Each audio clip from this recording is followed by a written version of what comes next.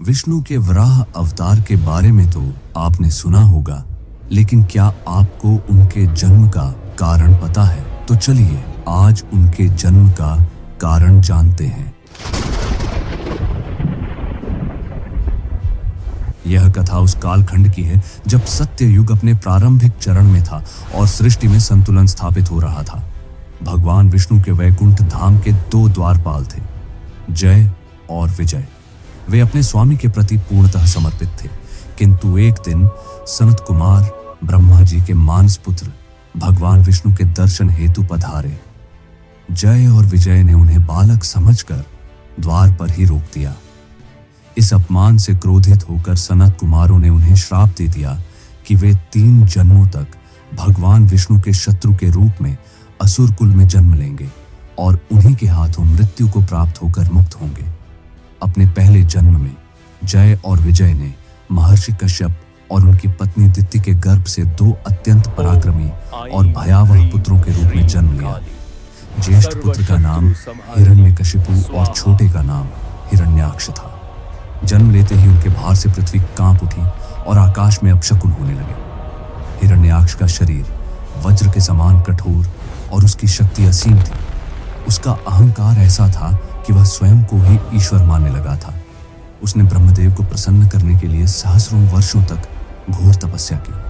उसकी तपस्या से प्रसन्न होकर जब ब्रह्मदेव प्रकट हुए तो उसने एक अद्वितीय वरदान मांगा।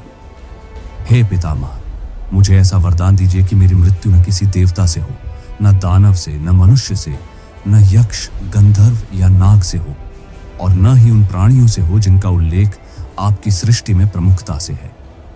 ब्रह्मदेव ने तथास्तु कह दिया। वरदान प्राप्त करते ही हिरण्याक्ष का अहंकार 7वें आसमान पर पहुंच गया। वह अजेय हो चुका था। उसने अपनी विशाल गदा उठाई और तीनों लोकों में हाहाकार मचा दिया। हिरण्याक्ष ने स्वर्ग पर आक्रमण कर इंद्र और अन्य देवताओं को परास्त कर दिया और स्वर्ग की समस्त संपदा लूट ली। इसके बाद वह वरुण देव को युद्ध के लिए ललकारने जललोक पहुंचा। वरुण देव ने उसकी शक्ति को पहचान कर उससे युद्ध करने से मना कर दिया और कहा, इस ब्रह्मांड में केवल भगवान विष्णु ही हैं जो तुमसे युद्ध करने का सामर्थ्य रखते हैं। भगवान विष्णु का नाम सुनकर हिरण्याक्ष का क्रोध और बढ़ गया। वह उन्हें ढूंढने के लिए पूरे ब्रह्मांड में घूमने लगा। जब उसे कोई भी योद्धा अपने समान नहीं मिला तो उसकी दृष्टि पृथ्वी पर पड़ी। अपनी शक्ति के उन्माद में उसने एक अत्यंत घृणित कार्य किया। उसने पृथ्वी देवी, भूदेवी को, जो एक सुंदर स्त्री के रूप में थी, उनके केशों से पकड़ा और उन्हें घसीटते हुए ले जाकर रसातल, सृष्टि के आदि महासागर की अतल गहराइयों में छिपा दिया। पृथ्वी के अपने स्थान से हटते ही सृष्टि का संतुलन पूरी तरह बिगड़ गया। पर्वत गिरने लगे, समुद्रों में बाढ़ आ गई, यज्ञ कर्म रुक गए और सर्वत्र त्राहिमाम मच गया। पृथ्वी के बिना जीवन की कल्पना भी असंभव थी। देवता और आशी मुनि भयभीत होकर सृष्टि के रचयिता ब्रह्मदेव की शरण में पहुंचे। समस्त देवताओं की करुण पुकार सुनकर ब्रह्मदेव उन्हें लेकर भगवान विष्णु के पास क्षीर सागर पहुंचे। उन्होंने भगवान नारायण का स्तवन करते हुए उनसे इस महासंकट से सृष्टि को उबारने की प्रार्थना की। जब ब्रह्मदेव ध्यान में मग्न होकर भगवान विष्णु का चिंतन कर रहे थे, तभी एक अविश्वसनीय और अद्भुत घटना घटी। उनके नासिका छिद्र नाक से एक अंगूठे के आकार का छोटा सा श्वेत वराह शिशु, सुअर का बच्चा, बाहर निकला। एक पल के लिए तो सभी चकित रह गए, किंतु अगले ही क्षण वह छोटा सा प्राणी आकाश में तीव्र गति से बढ़ने लगा। देखते ही देखते उसका आकार एक विशाल पर्वत के समान हो गया।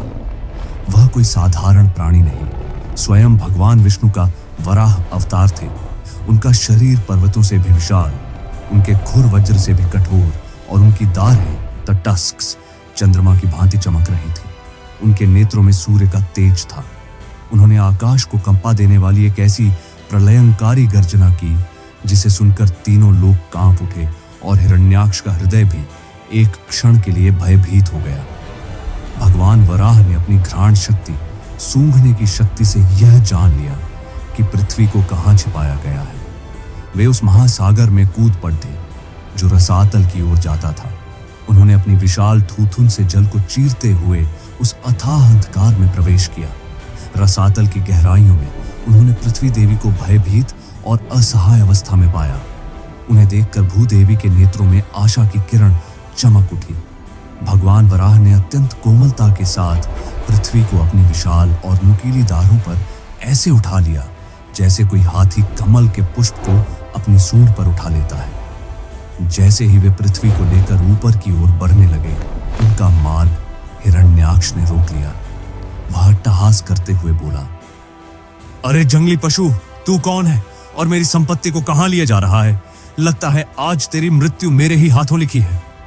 भगवान वराह ने उसे अनदेखा किया और पृथ्वी को सुरक्षित स्थान पर ले जाने के लिए आगे बढ़ते रहे। यह देखकर हिरण्याक्ष का क्रोध भद्दक उठा और उसने अपनी गदा से उन पर प्रहार कर दिया। अब युद्ध अवश्यम भावी था। भगवान वराह ने पहले पृथ्वी देवी को जल के ऊपर ले जाकर उसे अपनी ही शक्ति पर स्थापित कर दिया ताकि वह पुनः अपने स्थान पर स्थिर हो सके। इसके बाद वे हिरण्याक्ष से युद्ध करने के लिए पलटे। आकाश और पाताल के बीच उन दो महापराक्रमी योद्धाओं के बीच एक अविश्वसनीय और भयंकर गदा युद्ध आरंभ हुआ। जब उनकी गदाएं आपस में टकराती तो ऐसी चिंगारियां निकलती जैसे ब्रह्मांड में विस्फोट हो रहा हो।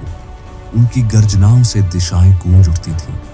यह युद्ध कई दिनों तक चलता रहा। अंत में जब हिरण्याक्ष ने छल से भगवान वराह पर प्रहार करने की चेष्टा की तो भगवान ने अपनी गदा को एक ओर रखकर उसे मल्लयुद्ध के लिए ललकारा।